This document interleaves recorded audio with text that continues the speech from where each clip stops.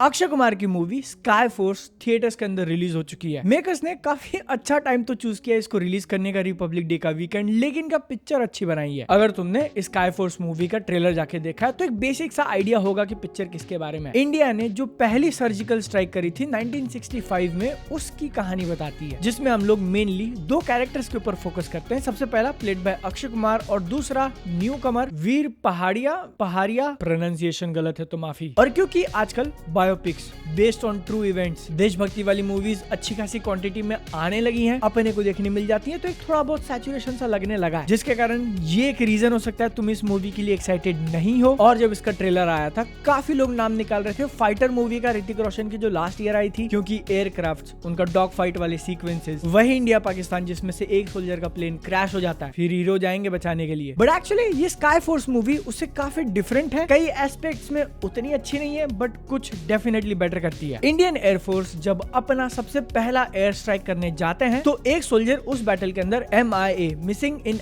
Action हो जाता है। क्या हुआ इसका पता लगाना, वो जिंदा है कि नहीं, ये फिर अक्षय कुमार के कैरेक्टर का मिशन बन जाता है। और अगर तुमको भी इसका आंसर चाहिए तो मूवी देखना पड़ेगा, मैं स्पॉइलर नहीं दे रहा। लेकिन अगर मूवी का रिव्यू दे रहा हूं तो इस 2 घंटे के पिक्चर में ऑलमोस्ट पहले 60%, मतलब इंटरवल और इंटरवल के बाद 10 मिनट तक चीजें काफी स्टैंडर्ड लेवल पे चलती है, जो तुम एक्सपेक्ट करते हो। कैरेक्टर्स का इंट्रोडक्शन, जिसमें से ये कुछ कमाल के पायलट्स हैं, फिर सामने वाले ने अटैक कर दिया, फिर हम लोग जा रहे हैं अटैक करने के लिए, एंड जो यूजुअल चेक बॉक्सेस हैं उनको टिक करती है पिक्चर। अब बी प्राग ने गाना गाया तो क्या मुझे बताने की जरूरत है कि उसको कहां पे यूज किया होगा। या फिर मेन टीम के अंदर अगर 10-12 लोग हैं और फोकस सिर्फ 2 पे करना है तो बाकियों को एक लाइन दे दिया जाएगा, ताकि जब तुमको इमोशनल फील कराना हो और बैकग्राउंड में बी प्राग गाए जा रहे हैं तो उनका वही एक सिंगल डायलॉग वापस से फ्लैशबैक में दिखा सके, जो कि मुझे ठीक ही लगा ओवरऑल। यहाँ पे अगर कुछ नया करने की कोशिश करते हैं एटलीस्ट प्रेजेंटेशन में, तो कुछ मोमेंट्स, कुछ सीन्स ये पहले 60% में डेफिनेटली हैं जो कि काम करते हैं, स्पेशली जब सामने से अटैक हो रहा है और हम लोग अपने मेन कैरेक्टर्स को ग्राउंड पे फॉलो करते हैं बचते हुए। That sequence was really good. और क्योंकि पूरी ही मूवी को इतना क्रिस्प रखा है, 2 घंटे का रन टाइम मैंने तुमको बताया, तो बोरियत तुम्हारे अंदर सिंक होने नहीं देती। इसी चीज का नेगेटिव एस्पेक्ट तुमको ऑलरेडी बता चुका हूँ कि कैरेक्टर डेवलपमेंट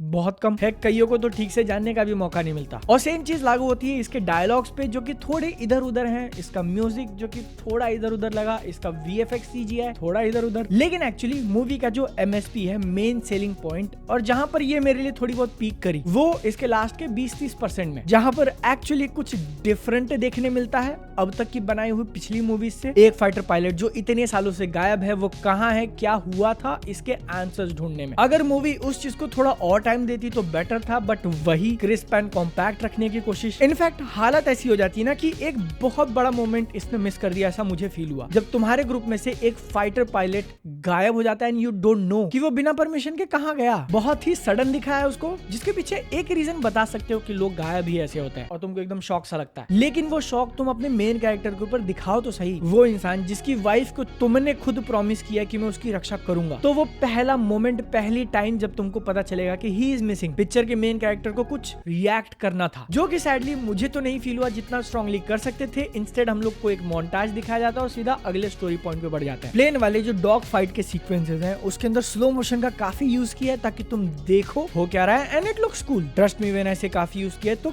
काफी यूज किया। यही वाले एक्शन सीक्वेंसेस को क्लियरली अंडरस्टैंड करना कि क्या चल रहा है, कौन सा प्लेन आगे, कौन सा पीछे, और उसने क्या टैक्टिक यूज किया एडवांटेज गेन करने के लिए, बहुत फन होता है देखना। एक कैरेक्टर स्मार्ट मूव दिमाग लगा रहा है। लेकिन सैडली फाइटर जेट्स वाली तुमने मूवीज अगर ऑलरेडी देख रखी हैं तो चीजें फेमिलियर फील होंगी। 20-25% ऑफ द टाइम में बोलूंगा वो अनक्लियर भी था कि हुआ क्या। इवन पायलट जब अंदर बैठे होते तो कौन सा कैरेक्टर है वो जज करना भी थोड़ा मुश्किल, क्योंकि मास्क से कवर्ड है। But not you cockroach, Karan Arjun वाला जो एग्जांपल देखे अच्छे से सेट किया, that was smart. Akshay Kumar का काम डेफिनेटली पसंद आया। सीटी बजाने वाला मोमेंट, तेरा बाप हिंदुस्तान, बिल्कुल भी चीजी नहीं होने देते। और वहीं से हम लोग दूसरी तरफ देखें इमोशनल सीन्स, जो कि काफी लंबे टाइम तक उन्हीं के कंधों पे होता है, and he did really good. Debut करने वाले जो मिस्टर वीर हैं, वो फिजिकली तो सब कुछ कर लेते हैं, बट कहीं कहीं एक्सप्रेशंस और डायलॉग डिलीवरी में वो थोड़ा बहुत रफनेस लगा। और इसके अंदर वो चीज जो हम थोड़ी डिफरेंट यूनिक देखने वाले हैं वो एंड वाले पार्ट में आता है। लेकिन फिर भी पूरे रन टाइम तक ये अटेंशन बनाए रखती है, अच्छी बुरी दोनों चीजों को मिलाकर। और जब इसका क्लाइमैक्स आता है तो मैं इमोशनल हो गया था। बहुत ज्यादा नहीं बोलूंगा, बट एटलीस्ट इसमें कुछ इमोशंस निकाले तो सही। सेम चीज इसके VFX CGI को लेके, तुम परफेक्ट नहीं बोलोगे but it gets the job done. कुछ शॉट्स डेफिनेटली अच्छे हैं और वो थिएटर में देखने वाला जो सिनेमैटिक एक्सपीरियंस है उससे बाहर नहीं खींचते। एक्सप्लोजन काफी बढ़िया थे बाय द वे। कैमरा को लेके एक चीज मैंने नोटिस करी करी कि वो बहुत ज्यादा मूव करता है, इवन अगर डायलॉग वाले सीन्स भी हैं। पिक्चर के स्टार्टिंग में ही सब लोग खड़े होकर आमने सामने बात कर रहे हैं and the director is like wow wow ऐसा गोल गोल घूमते हुए, जो कि यूजफुल है एंड वाले सीन में, लेकिन सब जगह नहीं। काफी शॉर्ट मूवी है, इंटरवल आ जाएगा, पता भी नहीं चलेगा कि हो गया। और मैंने जितने भी पॉइंट्स बताए वो सुनकर अब तुम डिसाइड करो देखना है नहीं देखना है। रिपब्लिक डे का टाइम है, अगर तुमको अंदर थोड़ी पेट्रियोटिज्म फील करनी है तो मे भी इसको ट्राई दे सकते हो। एक अच्छा खासा टाइम निकल जाएगा अगर तुम अपनी मूवी से एकदम परफेक्शन डिमांड नहीं करते। ओके, 26 जनवरी के नाम पे 26,000 लाइक्स का गोल कर दो। चैनल को सब्सक्राइब भी ऐसे और रिव्यूज देखना है तो। ओके, जय हिंद, वंदे मातरम।